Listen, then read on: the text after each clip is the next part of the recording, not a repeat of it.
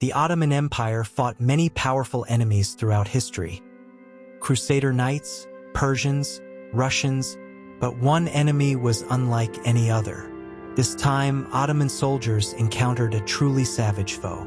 The enemy emerged from the deep forests of Africa, a tribe notorious for its cannibalism and the terror it spread. And in this forgotten battle, Ottoman soldiers were not just killed, they were roasted and eaten.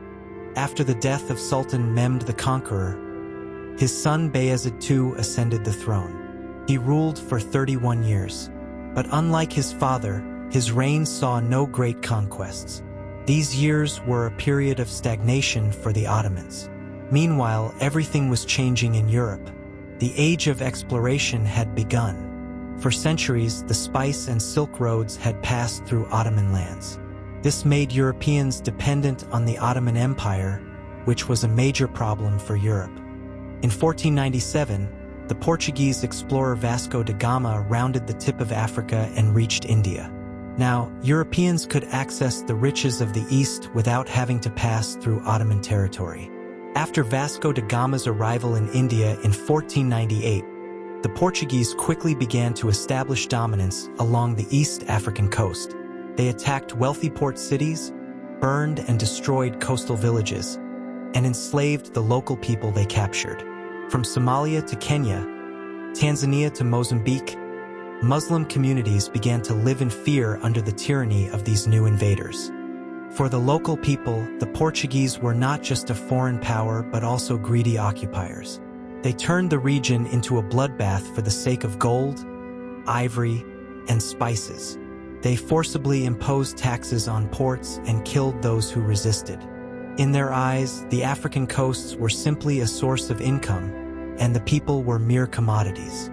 The Muslim communities on the coasts of Somalia and Kenya offered the most resistance to this oppression. These people, who had been connected to the Arabian Peninsula and even Ottoman lands through trade routes for generations, began to desperately appeal to the Ottomans for help. The plea reached Hassan Pasha, the Ottoman governor in Yemen. For this task, he chose one of his most trusted seafarers, the Turkish captain Emir Ali Bey. In 1585, Emir Ali Bey set sail with a small force consisting of only 2 galleys. Emir Ali Bey and his soldiers, entering the city with Ottoman banners, were greeted by the people with tears of joy. For them, the Ottoman soldiers were not plunderers like the Portuguese, but a symbol of justice and protection. The journey then continued to the coast of Kenya, to Mombasa. This was one of the most important links in the Portuguese trade network. Emir Ali Bey quickly brought Mombasa under Ottoman control. He left soldiers in the city, reinforced the port, and according to sources, even captured a Portuguese ship and raised the Ottoman flag on it.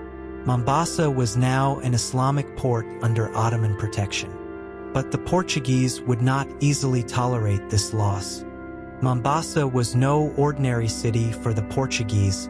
A permanent Ottoman presence here meant the loss of Portugal's most profitable trade route. Therefore, revenge was inevitable. In 1589, Portugal prepared for a major expedition. The immense fleet of 18 vessels, sailing from their base in Goa, targeted Mombasa. They were coming not only with sea power but also with an unseen ally. The Portuguese had gone deep into Africa and formed an alliance with one of the most terrifying tribes, the Zimba tribe. According to historians, the Zimba were a people infamous for their cannibalism, eating not only the blood but also the flesh of their enemies. It was the power of this horrific tribe that Portugal decided to use for its own benefit. Now, the Ottomans faced not only Europe's powerful navy but also Africa's most savage warriors. The Zimba tribe consisted of thousands of warriors, but what made them truly terrifying was their practice of cutting up and eating prisoners after battle.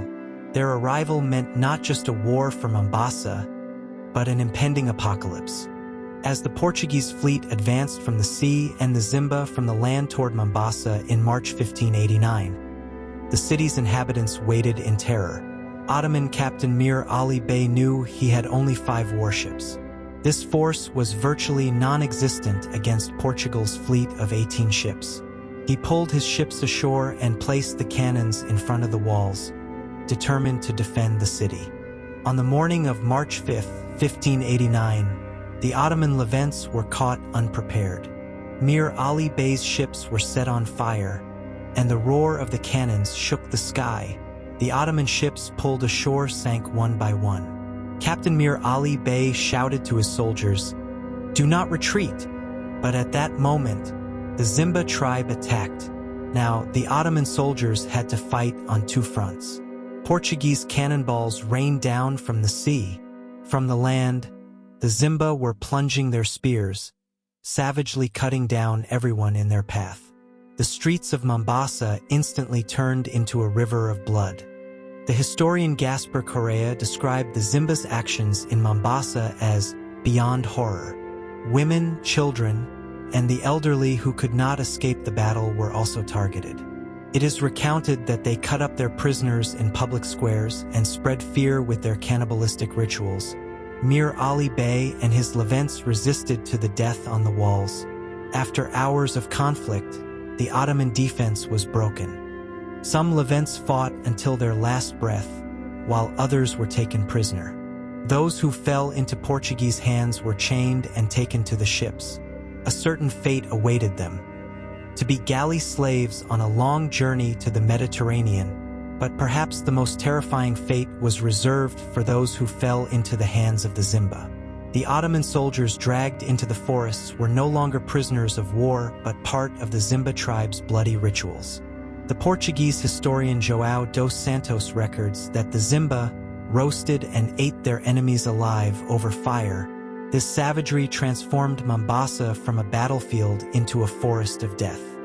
And in the midst of all this chaos, the Ottoman captain, Emir Ali Bey, was captured. He was chained and loaded onto the ships. After a sea journey that lasted for days, he was taken to Lisbon. Historical records fall silent here. Emir Ali Bey's ultimate fate is unknown. However, he was never heard from again. The Ottoman presence in Mombasa had ended. The fall of Mombasa broke the Ottoman power in the Indian Ocean. Some historians say that if the Ottomans had sent a larger fleet, perhaps East Africa could have been under Ottoman control for centuries. But it was not to be. The coasts of Africa fell into the hands of the Europeans. They were exploited for centuries, and so, one of the darkest campaigns in Ottoman history remained on the dusty pages of the past.